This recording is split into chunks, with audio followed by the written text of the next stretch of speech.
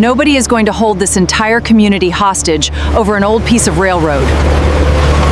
You should have brought your concerns to the board before construction began. I got to the crossing at 9:40 on a Tuesday and a paver was burying my rail alive. 620 feet of steel my grandfather set in 1948 was going black under hot asphalt while a roller waited to pack it flat. I ran up onto the last railhead still showing and yelled for them to stop. Karen Brantley walked over with a clipboard on her hip, looked straight past me, and lifted one finger at the roller operator. "Roll it. He's trespassing." The drum came on 4 feet from my boots. I told her it was my line. I held up the deed. She didn't take it. "You don't own an entrance. You own a junk pile." Then she said, "You don't live here. You don't vote here.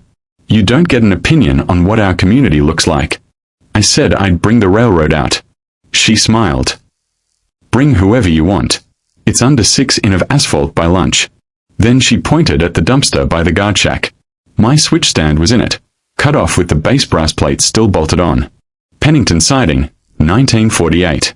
Take your antique. Loading docks that way. Her security took my arm and walked me off my own ground while she went back to her tape measure. At the shoulder, I asked her one thing.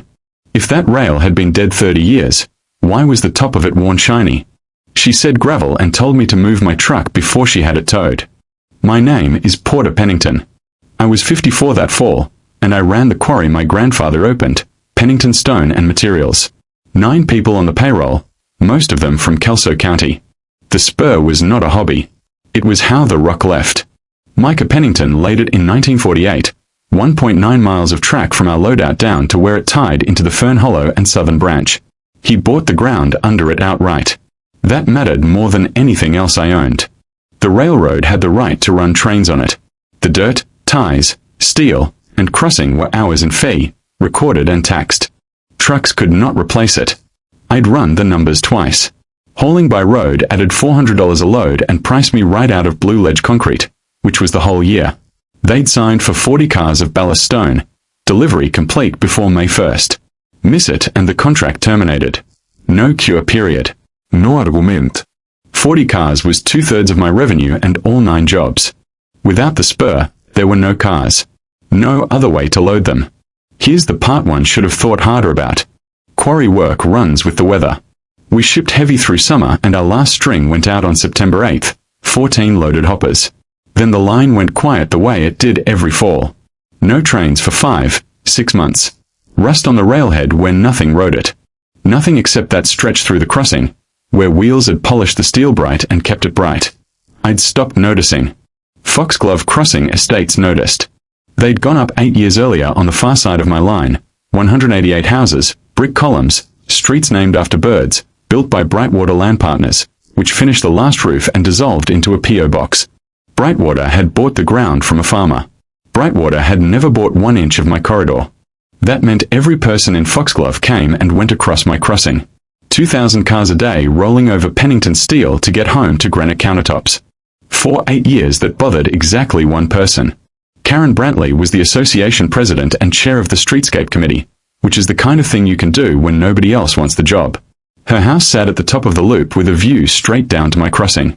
Every morning she opened her blinds and looked at my ballast, my switch stand, the brass plate my grandfather bolted on in 1948, and saw a mess in her front yard.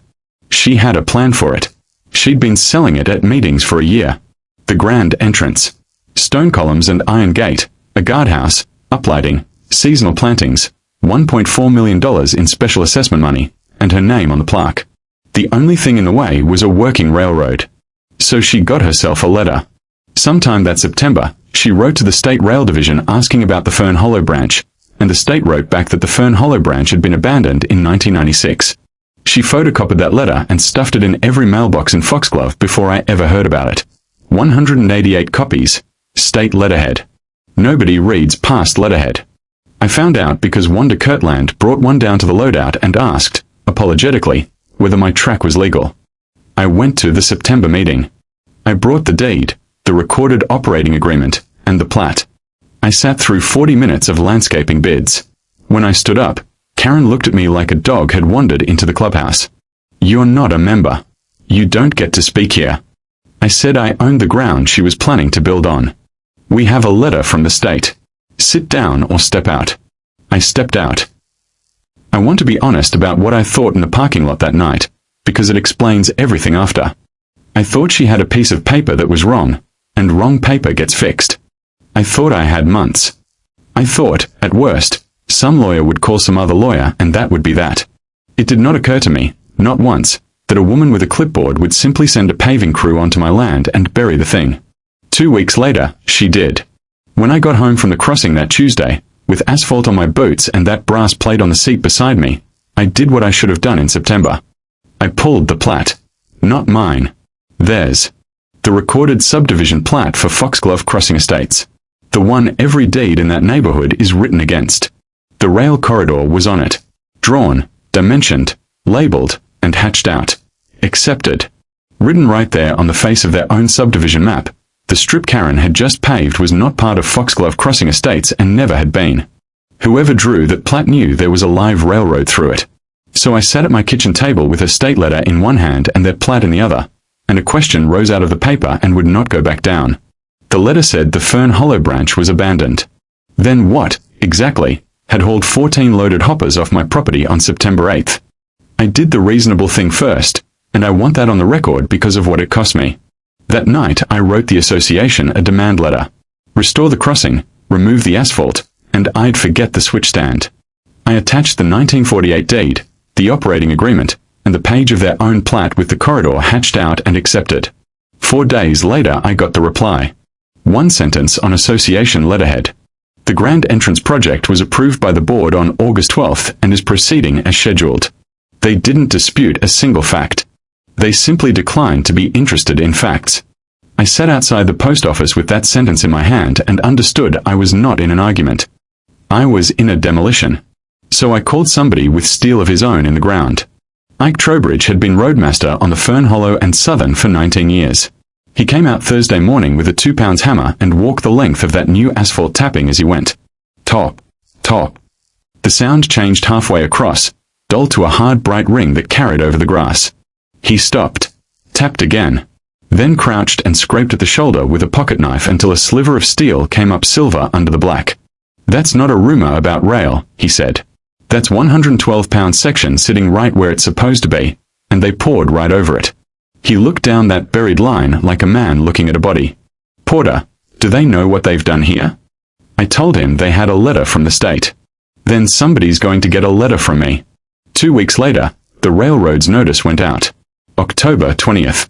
Certified from FH&S General Counsel to the Foxglove Crossing Estates Homeowners Association. Unauthorized obstruction of an active rail line. Remove within 30 days. Karen refused the certified mail. I heard it from the carrier at the loadout. She'd stood in her doorway and said she didn't accept mail addressed to her personally regarding association matters, and he should take it to the management company. The management company was a P.O. box Karen checked. That was the first time I understood something about her I never fully shook. She wasn't ignoring the law. She was administering it. If your paper didn't fit her process, your paper didn't exist. Then she stopped playing defense. On November 3rd, a violation notice came to the quarry office. Storage of industrial materials in view of the community entrance. $500 a day accruing from October 3rd. The material in question was my ballast pile on my property 900 feet from her columns and behind a berm. The date was what put my teeth together. October 3rd, the day I stood on my own rail and asked her to stop. She was billing me by the day for the crime of being photographed on my own land. My son Gil read it over my shoulder and made a noise in his throat. She's fining you for the pictures. She's fining me for still being here. Then the gate. She hired Crest Point Patrol Group with money 188 households had paid in for landscaping. The second night they were on duty, a man named Deke Vanova stepped into my headlights on Foxglove Parkway with his hand up. I stopped because you stop. This is a private community, sir. I told him it was a county road and I was going to my own crossing. He wrote my plate number in a spiral notebook. Slowly. Making sure I watched him. I've got you as a repeat. Ms. Brantley wants a log. A log. She was building a file on me, on the man whose grandfather laid the ground he was standing on. I made myself say thank you and drove home the long way because I did not trust what I'd do if he put that hand up a second time. The next morning I called a lawyer. Judson had an office over a hardware store and a habit of reading everything twice before he said a word. He read the deed twice, the plat twice, then took off his glasses. "Porter, this isn't close. It isn't even a hard question." Then he tapped the plat. Close and easy are different animals. The people who are wrong here have a budget, a security contractor, and 188 signatures.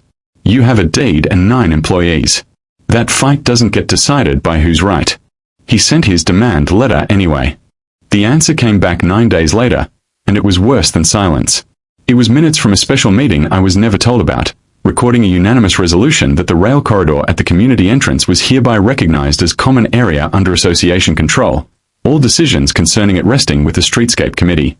She hadn't found authority. She had voted herself some. And with it, on the second Monday of November, she finished the job. Alderfer's crew paved the last of it curb to curb, then poured 2 footings, 6 by 6, 3 feet deep, reinforced for the stone columns of the grand entrance, dead center on my track. I stood at the shoulder in the cold and watched concrete go into a hole with my grandfather's rail running through the bottom of it. And Ike's voice came back to me. "Do they know what they've done here?" That was the day Delphine Cargill spoke to me. She was the board secretary. A small, tired woman in her 60s who took minutes at every meeting and never once looked up during them. She came out of the market with a bag of groceries, stopped 4 feet from my truck, and looked at the ground. "You should look at the work order." She said it fast, barely moving her mouth. "The streetscape work order for the paving." "Why?"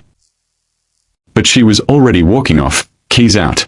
She never looked back, and her hands were shaking hard enough I could see the bag move.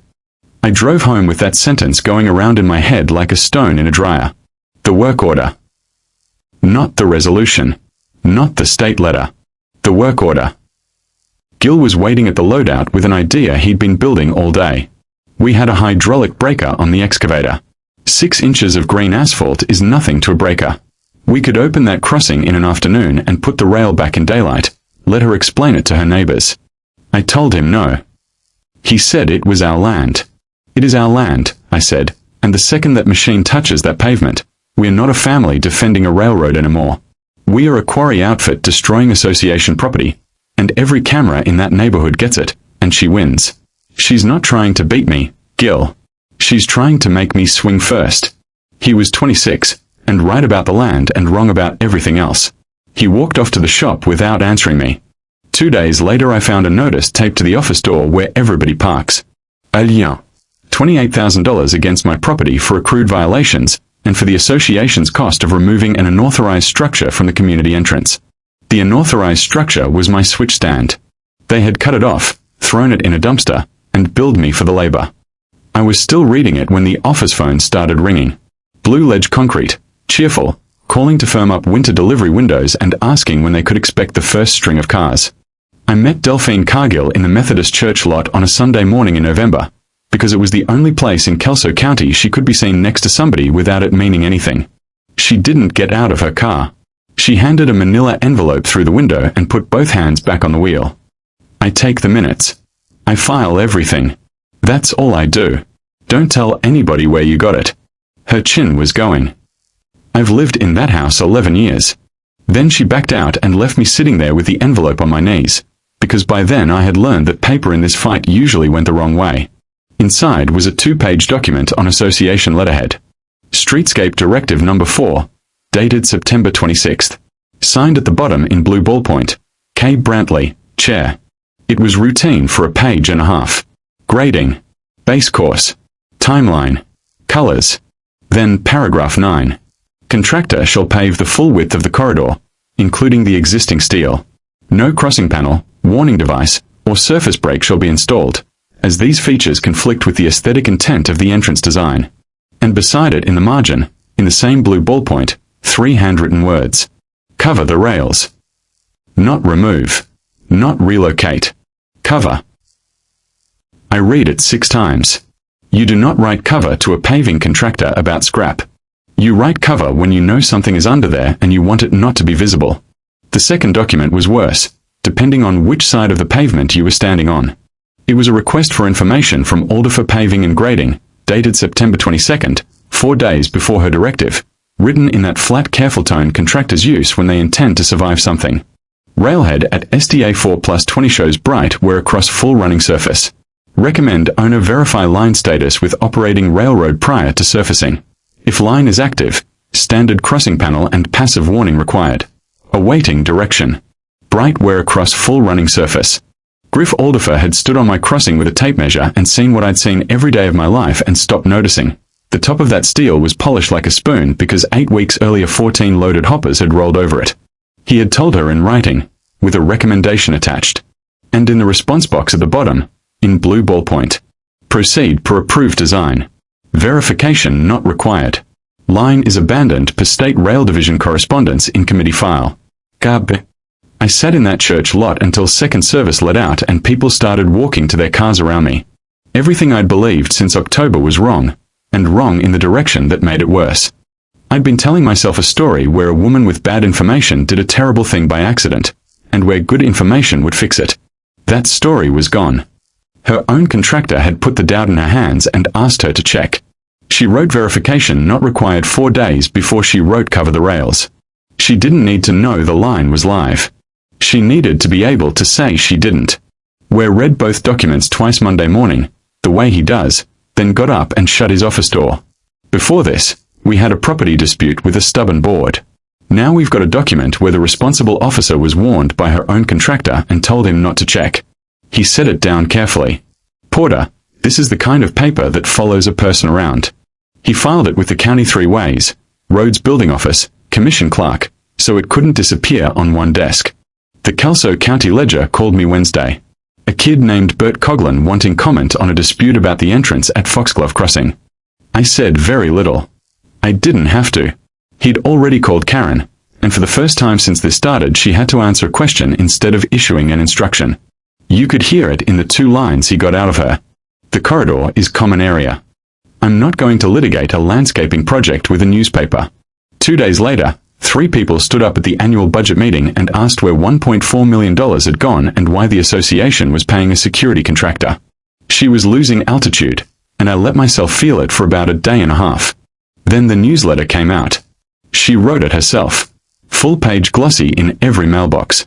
It did not mention Directive Number 4 or the RFI or the deed or the plat. It said the association was being targeted by the owner of an industrial quarry who wanted to run freight traffic through a residential community, that his legal threats had already cost them thousands, and that any assessment increase would be the direct result of one man refusing to accept a state determination. There was a paragraph about the safety of children.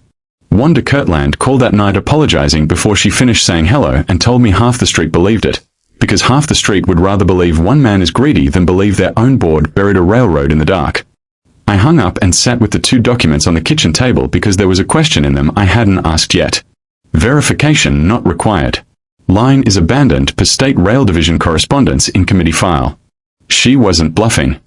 A woman who is guessing does not write the word required.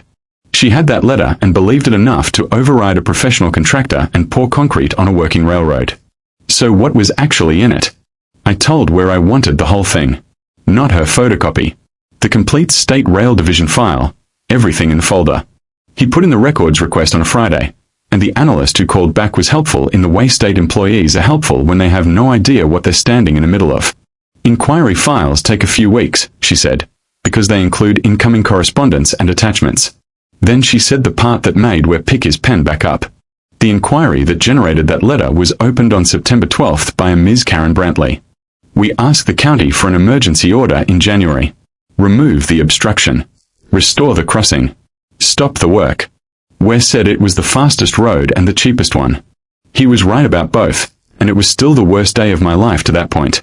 Judge Frederick Amboy took the bench at 9:15 in a courtroom with the heat running too high.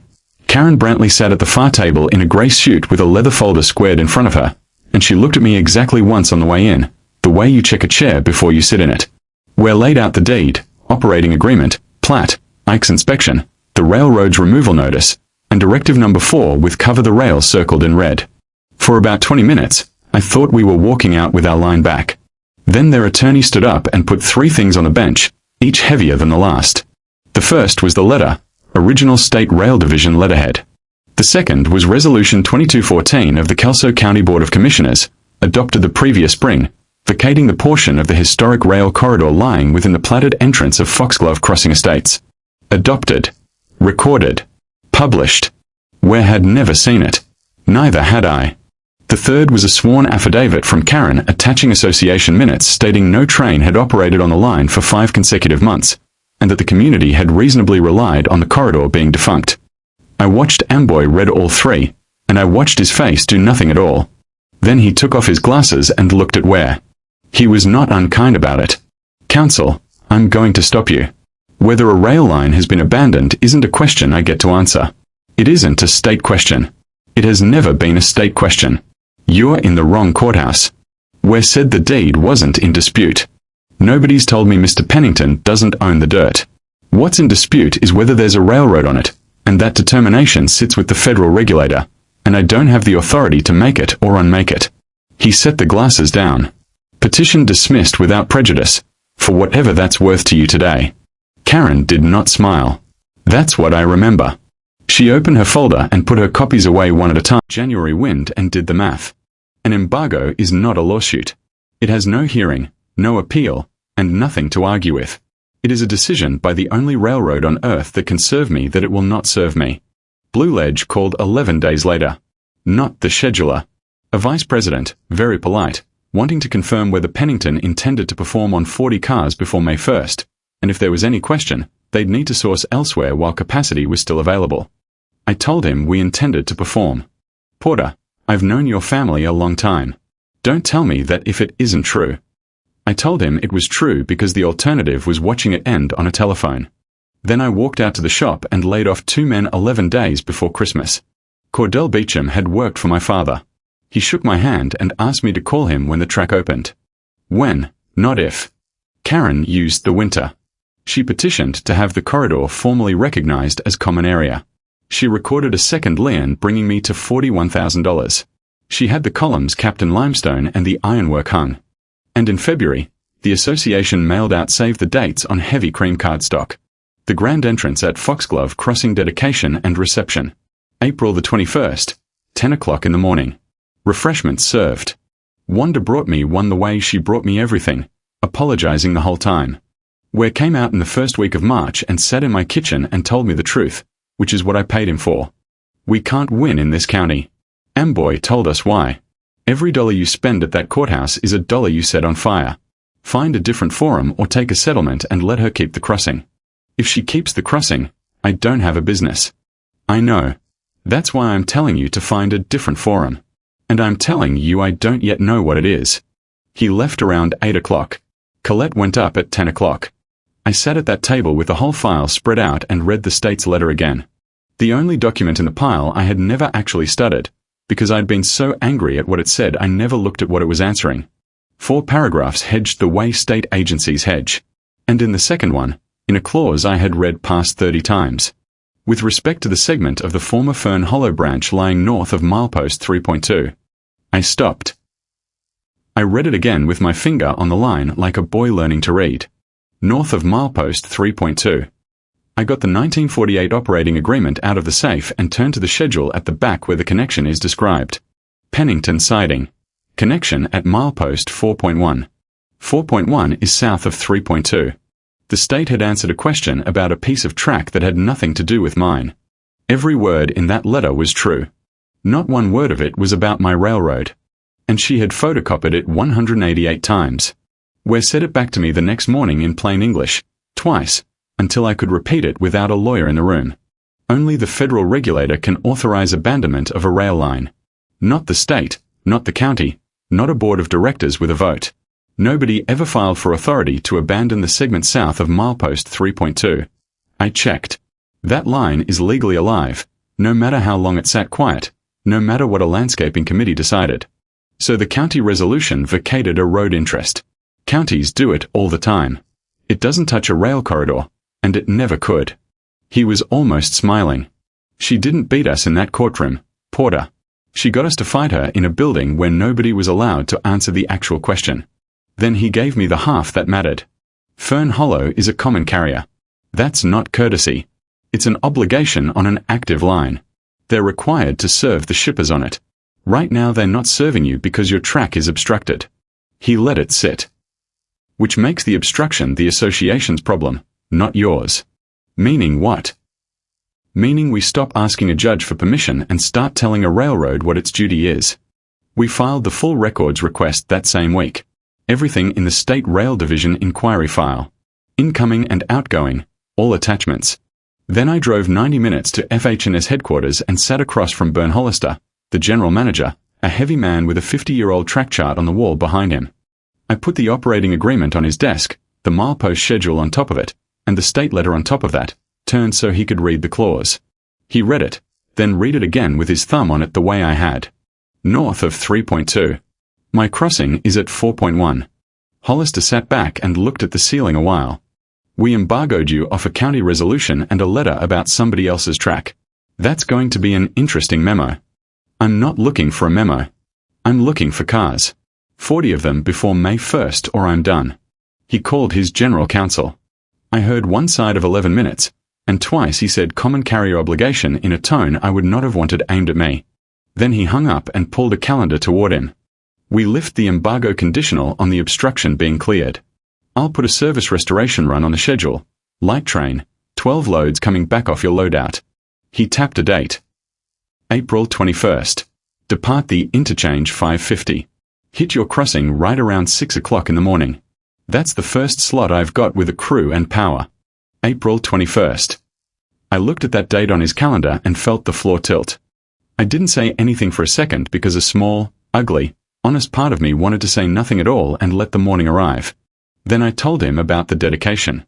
10 a.m. same day. 200 guests. Hollister didn't blink.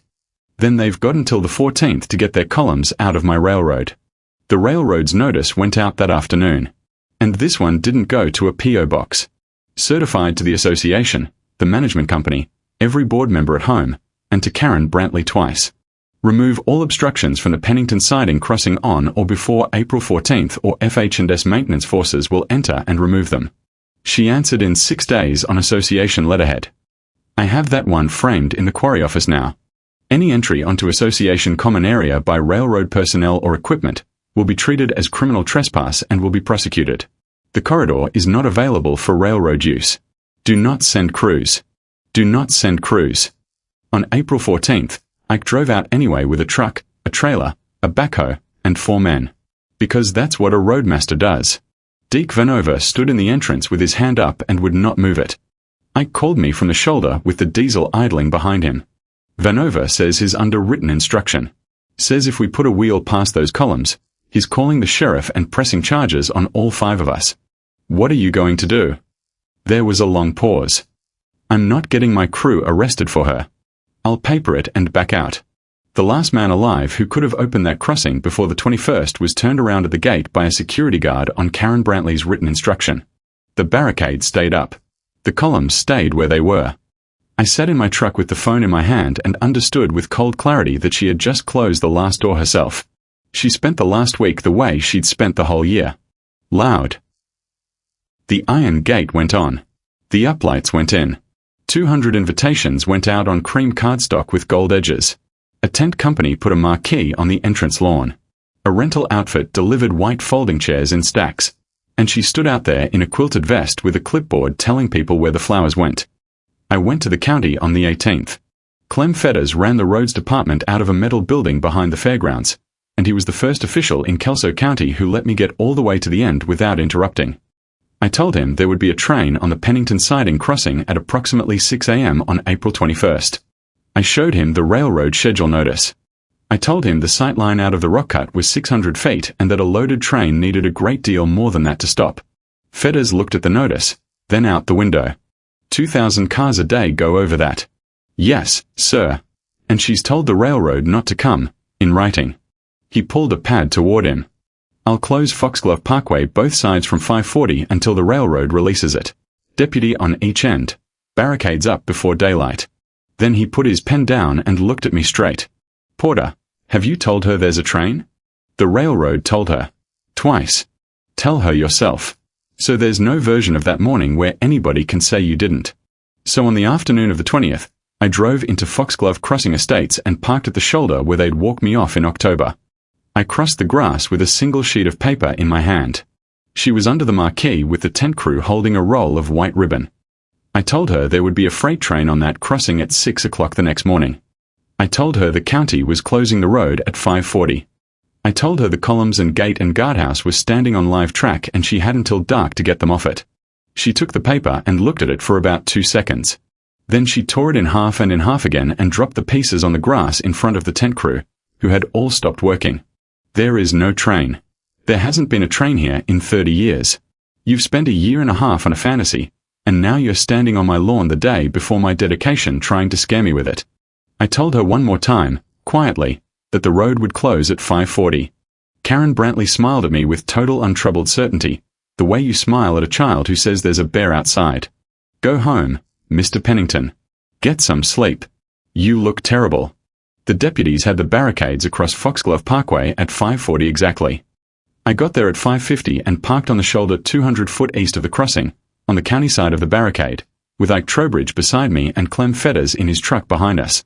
It was dark enough that the uplights were still doing their job, throwing that limestone up gold, and the marquee stood on the lawn with 100-odd white chairs already set in rows, due on every one. Ike drank his coffee and looked at the gate a long time. Hell of a thing. It really is pretty.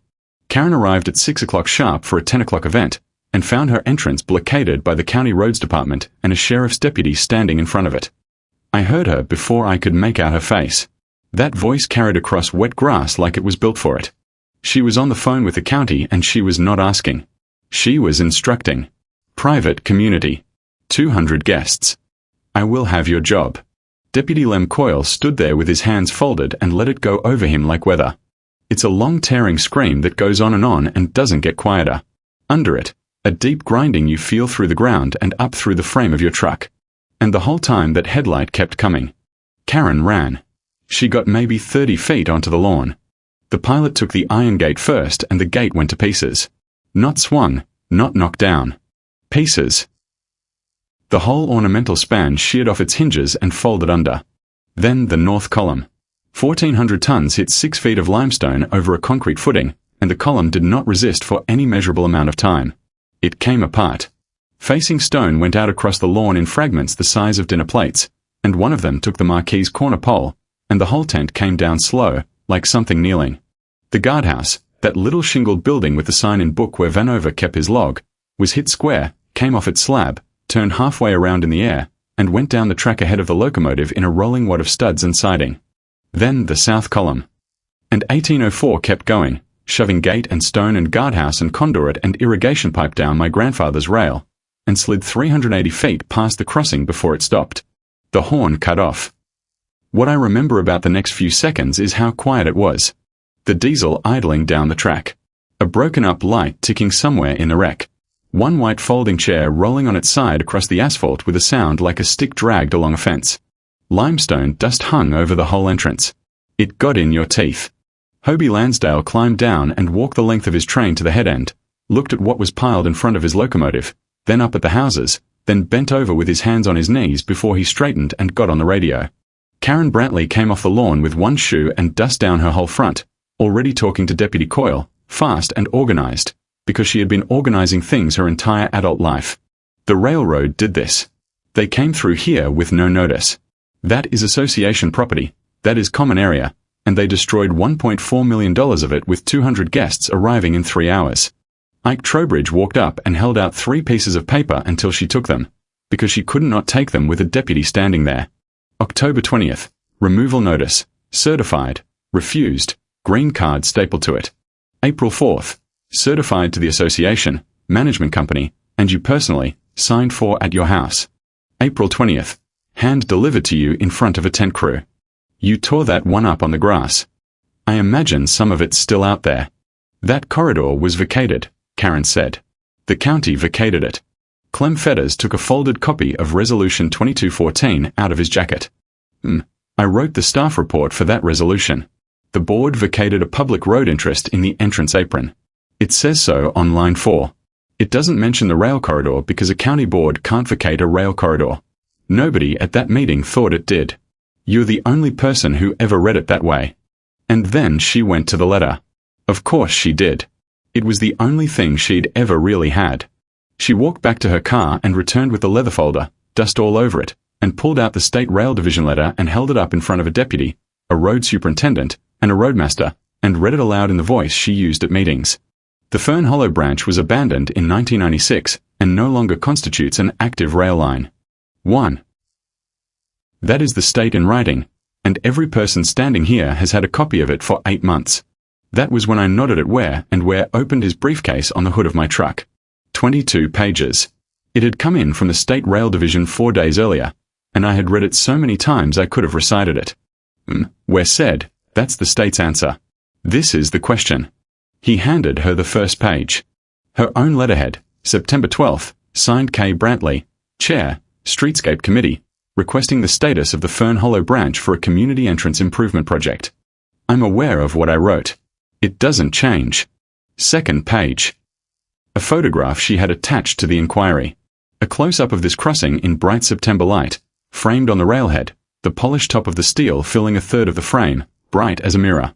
Exactly what Griff Alderford described 4 days later when he asked her to verify the line, and she wrote back that verification was not required. She had photographed the evidence herself and mailed it to the state. Third page. A hand-drawn location map in her handwriting. North arrow, a box labeled project site, and the box drawn on the branch north of a notation reading MP 3.2. Well, let her look at it. The state answered exactly what you asked. It told you about the segment north of milepost 3.2 because that's where you drew your project. He turned the page under her hand. This is the Fern Hollow and Southern milepost schedule. Pennington siding connects at milepost 4.1. Karen didn't move. 4.1 is south, Ware said. You're standing at 4.1. The state has never in any document said one word about this crossing.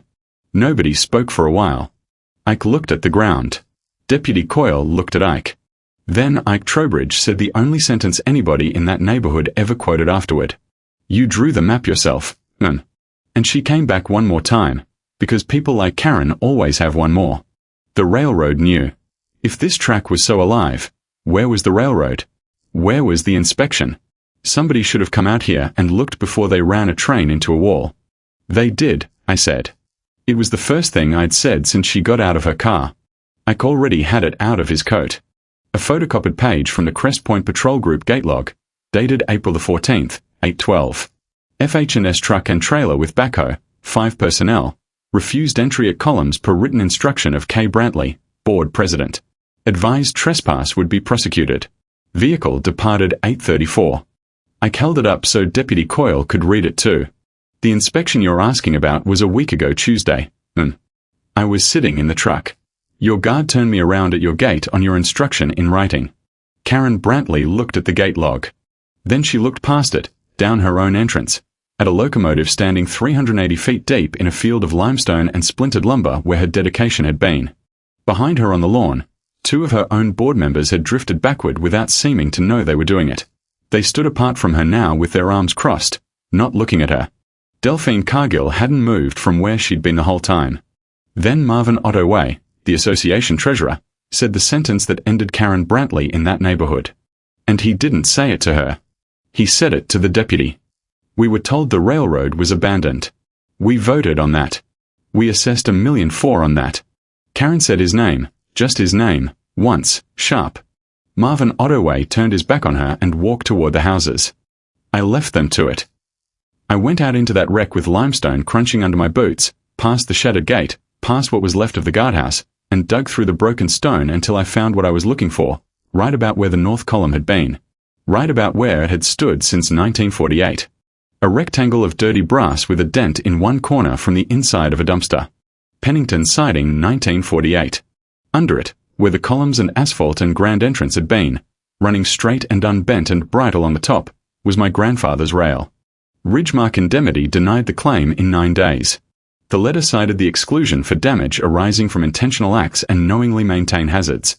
It attached the exhibits, the railroad's October removal notice, the April notice signed for at Karen's house, Directive Number 4 with cover the rails in the margin, and Alderfer's RFI with verification not required under it in blue ballpoint.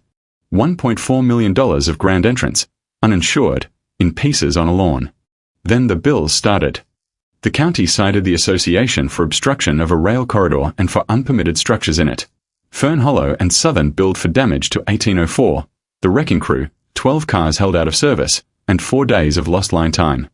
My claim went in through wear for 8 months of contract exposure and 2 laid-off men. Nobody had to prove much. It was all in her own handwriting. The association held a special meeting on the 9th of May out on the entrance lawn because the clubhouse wouldn't hold everybody. Wanda Kirtland called me that night and talked for 40 minutes, and Delphine filled in the rest later. 188 households learned they were being assessed a second time, $11,000 a door, to demolish the footings, pay the railroad, and build the crossing Griff Alderfer had recommended in September for about the cost of the flowers. They sat in white folding chairs with the wreckage stacked behind them and looked at the woman who had told them there was no train. The recall vote was 164-9. Karen Brantley lost the presidency and the Streetscape Committee in one motion. She sat through the counting in the back row of a meeting she used to run, and when it was done she walked to her car without speaking to anybody, and the whole lawn watched her go.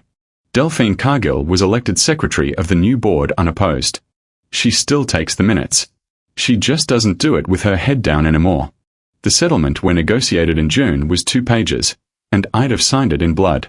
The association paid to break out its own footings, saw the asphalt off my rail, and install a proper concrete grade crossing panel with flashing lights and gates, engineered, permitted, railroad inspected, and maintained by the association in perpetuity, recorded against every deed in Foxglove Crossing Estates. Both liens released. All violations vacated. I did not pursue Karen Brantley personally. Ware wanted to and told me so twice. I said the only thing I ever wanted was for a train to be able to get to my quarry. And I had that. And a man who keeps swinging after the fight is over is just a different kind of Karen. The embargo came off on May 2nd and we ran the first string on the 4th. I called Cordell Beecham on a Sunday night and told him to bring his boots Monday. He didn't say anything for a second. Then he said he'd be there at 6 o'clock, and he was there at 5:30. We put 40 cars into Blue Ledge before the end of May. The contract renewed for 2 more years in September. The 9 jobs stayed 9 jobs. The new crossing went in the second week of June. When the crew finished, Gil went out there with a wrench and 2 stainless bolts and mounted the brass plate on the new switch stand without being asked. The dent from the dumpster is still in the corner. He didn't polish it out and I didn't ask him to. Pennington Siding, 1948. I go down there most evenings when a train's due. There's a gravel pull-off where the guardhouse used to be. Last Tuesday I stood out there a little before 6 o'clock and the crossing lights came on and the gates came down and a couple of cars from Foxglove stopped and waited. One of the drivers lifted 2 fingers